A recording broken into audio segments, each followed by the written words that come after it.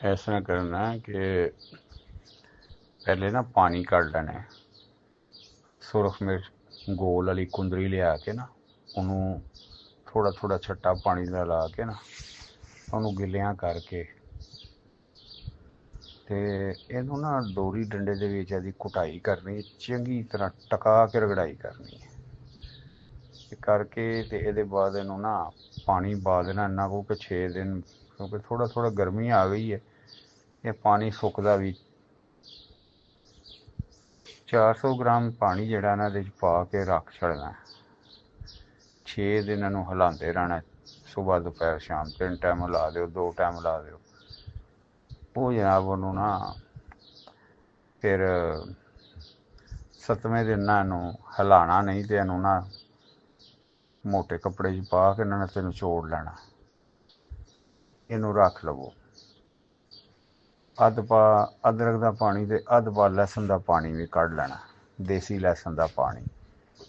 ਇਹਨਾਂ ਨੂੰ ਤਿੰਨਾਂ ਪਾਣੀ ਨੂੰ ਲਹਿਦਾ ਲਹਿਦਾ ਰੱਖ ਲੈਣਾ। ਹੁਣ ਕੀ ਕਰਨਾ ਕਿ ਤੁਸੀਂ ਨਾ ਵਰਕੀਆ ਬਣਾ ਲਓ। ਪਹਿਲੇ ਵਰਕੀਆ ਇਸ ਤਰ੍ਹਾਂ ਬਣਾਉਣੀ ਹੈ ਕਿ 100 ਗ੍ਰਾਮ ਵਰਕੀਆ ਬਰੀਕ ਕਰਕੇ ਨਾ, ਇਹ ਜਿਹੜੀ ਜੈਮ ਵਾਲੀ ਖਾਲੀ ਸ਼ੀਸ਼ੀ ਹੁੰਦੀ ਇਹਨਾਂ ਨੂੰ ਸਾਫ਼ ਸੁਥਰਾ ਕਰਕੇ ਇਹਦੇ ਵਿੱਚ ਪਹਿਲੇ ਵਰਕੀਆ ਪਾ ਦੇਣੀ ਹੈ। ਉਹਦੇ ਉੱਤੇ ਬਰੀਕ ਕਰਕੇ 7 ਅਜਵਾਇਨ ਪਾ ਕੇ ਢੱਕਣ ਬੰਦ ਕਰਕੇ ਤੇ ਇਹਨੂੰ ਨਾ 24 ਘੰਟੇ ਮੱਠੀ ਅੱਗ ਤੇ ਜਿਹਦੇ 'ਚ ਬੁਲਬੁਲੀਆਂ ਬਣਦੀਆਂ ਰਹਿਣ, ਬਸ 24 ਘੰਟੇ ਬਾਅਦ ਚੁੱਲ੍ਹਾ ਬੰਦ ਕਰ ਦਿਓ। ਸ਼ੀਸ਼ੀ ਉੱਥੇ ਪਈ ਪਈ ਠਰ ਜਾਵੇ, ਉਹਨੂੰ ਫਿਰ ਜਦੋਂ ਠੰਡੀ ਹੋ ਜਾਵੇ ਉਹਨੂੰ ਕੱਢੋ, ਕੱਢ ਕੇ ਉਹਨੂੰ ਕੱਪੜਾ ਮਾਰ ਕੇ ਰੇਤ ਸਾਫ਼ ਕਰੋ ਤੇ ਇਹਨੂੰ ਹਿਲਾ ਕੇ ਨਾ ਕਿਸੇ ਸੀਖ ਦੇ ਨਾਲ ਮਾੜੀ ਜੀ, ਤੇ ਵਰਕੀਆ ਵੀ ਥੱਲਿਓਂ ਸਾਰੀ ਉਹਦੇ 'ਚ ਆ ਜਾਵੇ, ਪੱਟੀ ਜਾਵੇ। ਇਹਨੂੰ ਜਨਾਬ ਹੁਣ ਸਾਫ਼ ਸੁਥਰੀ ਕੜਾਹੀ 'ਚ ਲੋਹੇ ਦੀ 'ਚ ਪਾ ਕੇ ਨਾ ਤੇ ਇਹਨੂੰ ਜਨਾਬ ਮੱਠੀ ਜੀ ਅੱਗ ਦੇ ਉੱਤੇ ਚੁੱਲ੍ਹੇ 'ਤੇ ਚੜ੍ਹਾ ਦਿਓ। ਲੋ ਜਨਾਬ ਕੋਈ 10-15-20 ਮਿੰਟ ਲੰਘਣਗੇ ਤੇ ਅੰਦਰ ਅੱਗ ਲੱਗ ਜਾਏਗੀ, ਥੱਲਿਓਂ ਚੁੱਲ੍ਹਾ ਬੰਦ ਕਰ ਦਿਓ। ਜਦੋਂ ਅੱਗ ਬੰਦ ਹੋ ਜਾਵੇ, ਠੰਡੀ ਹੋ ਜਾਵੇ ਕੜਾਹੀ, ਤੇ ਇਹਨੂੰ ਸਾਫ਼ ਕਰੋ ਕੱਪੜੇ ਦੇ ਨਾਲ, ਕਾਲਕ ਲੱਗੀ ਹੋਏਗੀ, ਤੇ ਵਰਕੀਆਂ ਕੱਢ ਕੇ ਇਹਦੀ 4-5 ਘੰਟੇ ਰਗੜਾਈ ਕਰਕੇ ਇਹਨੂੰ ਸ਼ੀਸ਼ੀ 'ਚ ਪਾ ਕੇ ਰੱਖ ਲਓ। ਹੁਣ ਮੋਟੇ ਮੋਟੇ ਕੁਚਲੇ ਲੈ ਲੈਣੇ ਨੇ ਜਿਹੜੇ ਪਾਣੀ 'ਚ ਡੁੱਬੇ ਹੋਣ। ਤਰ ਦੇ ਜਿਹੜੇ ਸੁੱਟਦੇ ਨੇ, 1 ਪਾਈਆ ਲੈ ਕੇ ਉਹਨਾਂ ਨੂੰ ਕੱਪੜੇ ਨਾਲ ਸਾਫ਼ ਕਰਕੇ ਖੁਸ਼ਕ ਕਰਕੇ 1 ਕਿਲੋ ਨਮਕ ਤੇ 1 ਕਿਲੋ ਕੱਚਾ ਸਿਮਲ ਫਾਰ ਨਮਕ ਦੇ ਵਿੱਚ ਮਿਕਸ ਕਰ ਦੇਣਾ, ਤੇ ਇਹਨੂੰ ਭੁੰਨ ਲੈਣਾ ਕਿ ਬਸ ਬਰਾਊਨ ਬਰਾਊਨ ਜਿਹਾ ਹੋ ਜਾਏ, ਫੁੱਲ ਜਾਏਗਾ, ਮੋਟਾ ਹੋ ਜਾਏਗਾ। ਇਹਨੂੰ ਜਨਾਬ ਤੁਸੀਂ ਕੱਢੋ, ਕੱਢ ਕੇ ਇਹਨੂੰ ਨਾ ਬਿਲਕੁਲ ਗ੍ਰਾਇੰਡ ਕਰਕੇ ਟੈਲਕਮ ਪਾਊਡਰ ਕਰ ਲਓ। ਇਹਨੂੰ ਲਹਿਦਾ ਸ਼ੀਸ਼ੀ 'ਚ ਪਾ ਲਓ। ਹੁਣ 1 ਕਿਲੋ ਸੁਹਾਗਾ ਲੈਣਾ ਤੇ ਉਹਨੂੰ ਬੰਦ ਕਰਕੇ ਨਾ ਖੁੱਲੀ ਹਾਂਡੀ ਦੇ 'ਚ ਪਾ ਕੇ ਤੇ 20 ਕਿਲੋ ਦੀ ਅੱਗ ਦੇ ਦਿਓ, ਫੁੱਲਾ ਹੋ ਜਾਏਗਾ, ਯਾਨੀ ਕਿ ਫੁੱਲੋਂ ਹਟ ਜਾਏਗਾ। ਇਹਨੂੰ ਕੱਢੋ, ਖਰਲ ਕਰਕੇ ਇਹਦਾ ਵਜ਼ਨ ਕਰੋ, ਜਿੰਨਾ ਇਹਦਾ ਵਜ਼ਨ ਹੋਵੇ ਉਹਨਾਂ ਵਜ਼ਨ ਮਿੱਠਾ ਸੋਡਾ ਪਾ ਕੇ ਤੇ ਇਹਨੂੰ ਖਰਲ ਕਰਕੇ ਮਿਕਸ ਕਰਕੇ 2 ਹਿੱਸੇ ਕਰ ਲੈਣੇ ਨੇ ਇਹਦੇ। ਕਮ ਸੇ ਕਮ ਅੱਧਾ ਕਿਲੋ ਲਾਜ਼ਮੀ ਹੋਣਾ ਚਾਹੀਦਾ ਮਿੱਠਾ ਸੋਡਾ ਤੇ ਸੁਹਾਗਾ। ਹੁਣ ਇਹਨੂੰ ਹਾਂਡੀ ਦੇ ਵਿੱਚ ਅੱਧੀ ਦਾਬ ਥੱਲੇ ਪਾਣੀ, ਅੱਧੀ ਉੱਤੇ ਪਾਣੀ, ਸੈਂਟਰ ਦੇ ਵਿੱਚ ਸਿਮਲ ਫਾਰ ਬਲੌਰੀ ਸ਼ੀਸ਼ਾ ਰੱਖ ਕੇ ਤੇ ਇਹਨੂੰ ਠੋਕ ਕੇ ਟੋਏ ਦੇ ਵਿੱਚ 20 ਕਿਲੋ ਦੀ ਅੱਗ ਦੇ ਦਿਓ। ਲਓ ਜਨਾਬ, ਜਦੋਂ ਇਹਨੂੰ ਕੱਢੋਗੇ ਨਾ ਤੇ ਸੁਹਾਗੇ ਦੇ ਮਿੱਠੇ ਸੋਡੇ ਦੀ ਕੁਛ ਦਾਬ ਜਿਹੜੀ ਨਾ ਬਚੀ ਹੋਏਗੀ ਉਹ ਲਹਿਦਾ ਹੋਏਗੀ। ਤੇ ਇਹ ਜਨਾਬ ਤਕਰੀਬਨ ਤੁਹਾਡਾ 300 ਗ੍ਰਾਮ ਨਿਕਲ ਆਏ, 350 ਨਿਕਲ ਆਏ, ਤੇ 250 ਗ੍ਰਾਮ ਤੇ ਕਿਧਰੇ ਵੀ ਨਹੀਂ ਗਿਆ।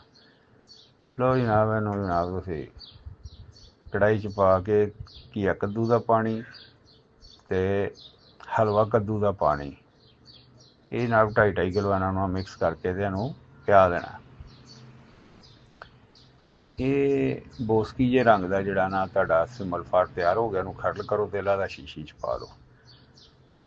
ਹੁਣ ਤੁਸੀਂ ਕੀ ਕਰਨਾ ਕਿ ਸਿੱਕਾ ਲੈ ਲੈਣਾ, ਸਿੱਕਾ 1 ਪਾਈਆ ਸਿੱਕਾ ਲੈ ਕੇ ਉਹਨੂੰ ਇਮਲੀ ਦੇ ਪਾਣੀ ਦੇ ਵਿੱਚ 11 ਤੋਂ 15 ਬੁਝਾਵੇ ਦਿਓ।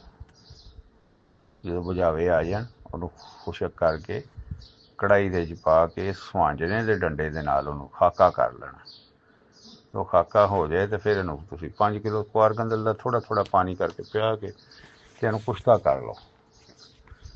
हुण इहदे च 1 ग्राम तुसीं हीरे का कुश्ता ते 1 पाइया इहनूं चंगी तरह खरल करना। घंटा को इहदी चंगी टका के रगड़ाई करो। उहदे बाद इहनूं फिर कढ़ाई च पाओ ते इहनूं तेज़ फुल तेज़ अग दे उत्ते चूल्हे ते रख दिओ। इहदी 3 ਤੋਂ 4 घंटे चंगी टका के भुनाई करो। ਇਹ रंग बदलेगा बदलद्या इंज जिवें लिखण वाली सलेटी नहीं होंदी, इस तरह का चिट्टा माइल जिहड़ा ना रंग हो जाएगा ਇਹਦਾ। ਇਹਨੂੰ जनाब तुसीं कड्डो, कड्ड के ठंडिया करके ते ਇਹਨੂੰ खरल करके चंगा टका के खरल करो। 2-3 घंटे की रगड़ाई करो। लो जनाब तुहाडा कुश्ता तैयार है। इहनूं अलहदा रख लो।